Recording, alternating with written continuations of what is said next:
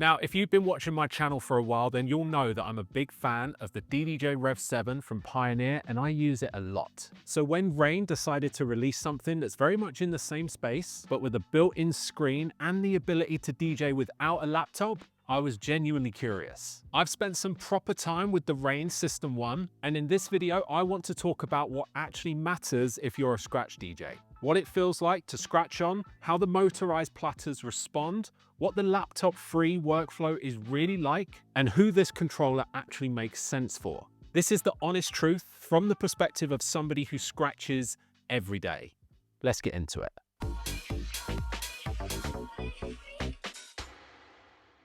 So very quickly, let's talk about what the Rane System One actually is. You've got motorized 7-inch jog wheels, which give you that real turntable feel.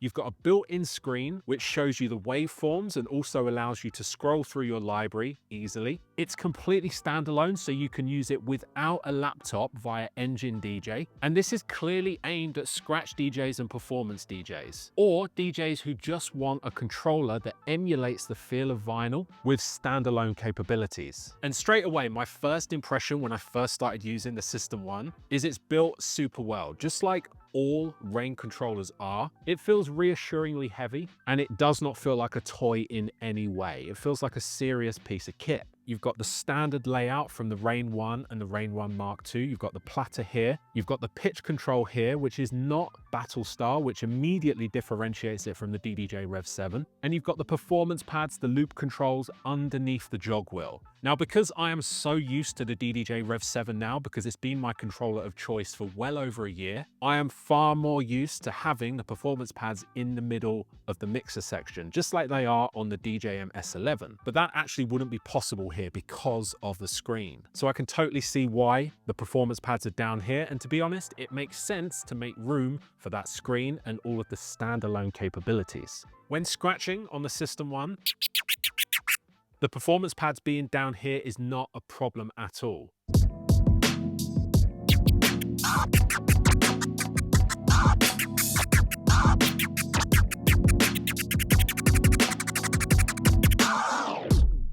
Now the torque and the resistance feel great. I've got absolutely nothing to comment on there.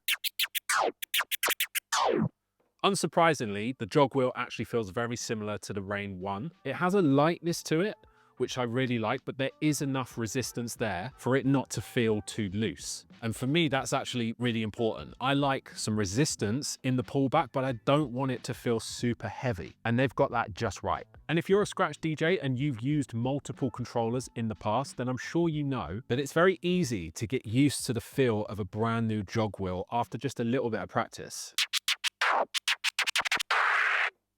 Now let's talk about beat juggling, which is easily one of my favorite things about any motorized jog wheel controller.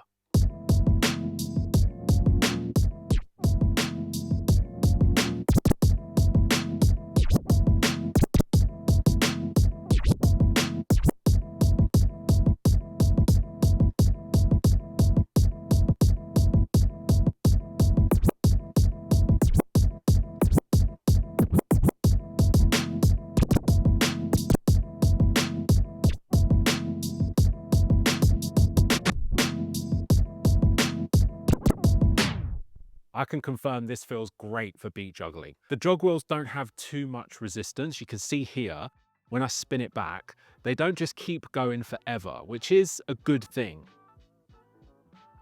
This gives you more control when you're performing a beat juggle because you want to bring it back, but you don't want the record to spin too much. There is a real balance for these hardware companies to get right when it comes to spinning that record back. It can't be too light and it can't be too heavy, and I think they've got the balance just right. It allows you to bring the record back precisely, and you always feel like you're in control of the jog wheel, which is so important for beat juggling. Something really important to consider though is the jog wheel sits quite high because of the performance pads here. But if I'm being completely honest, I'd be lying if I said that it was a problem, because even though it was jarring at first, I got used to it very quickly. I was also worried about the placement of this when it comes to beat juggling, but it wasn't a problem when I used to use the Rane 1, and it hasn't been a problem here. It feels like it should be. It feels like your hand is going to go super close to the pitch slider here, but I have not ever hit that pitch slider. So this is just not a concern at all.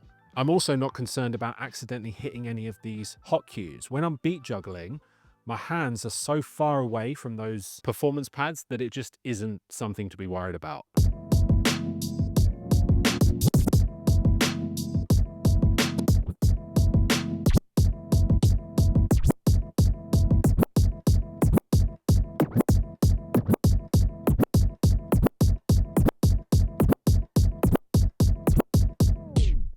Even when I'm juggling really quickly like that, I never feel like I'm going to hit the wrong button, trigger an effect, change the pitch. So if this is a concern for you, then I honestly wouldn't worry. Something else I really like about these jog wheels is there's absolutely zero play back and forth.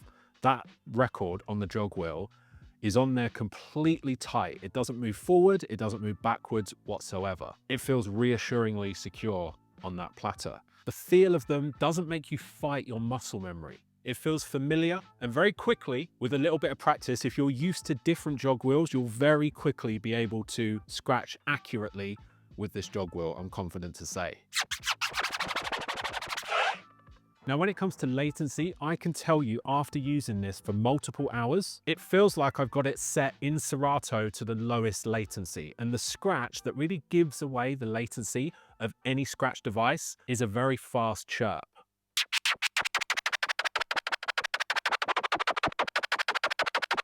And I notice zero latency at all. And I'm using this obviously with the USB in standalone mode because as of right now, this doesn't work with Serato, but it will in the future.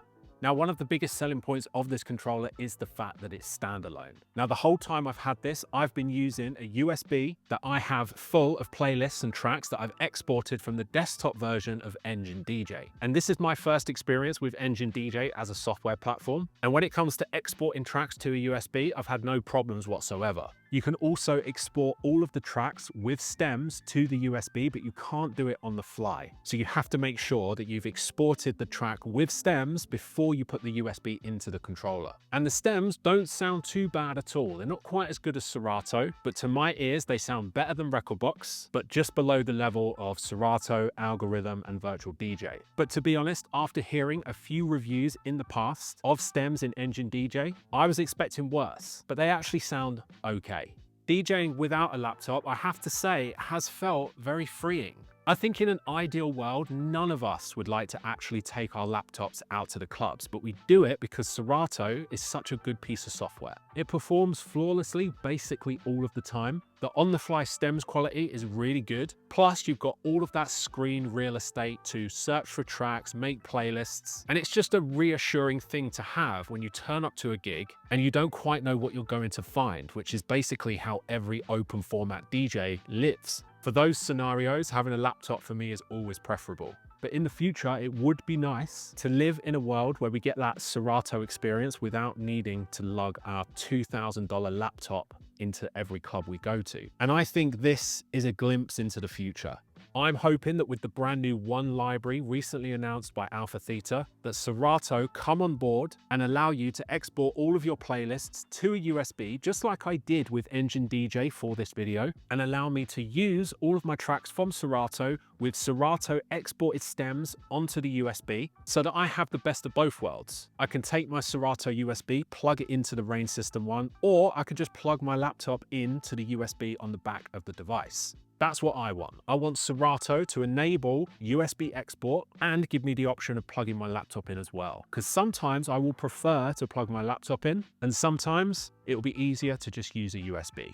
Now, it doesn't ship with Serato support, but that is coming soon. And when that happens, I will have a much better idea of whether or not I'm going to switch to this from the DDJ Rev 7. From a hardware point of view, there's really not much in it. And I know that a lot of DJs, especially in the USA, prefer Rane over Pioneer and vice versa. And if you've been a user of Rane gear and you prefer Rane gear to Pioneer, then this is a no-brainer. I don't have anything negative to say about the hardware. The jog wheel feels good, the crossfader feels nice. It even has a tension adjust, which is a must in this day and age. The screen is pretty high resolution. You can do a lot with it. You can go in and go to your playlists and load tracks.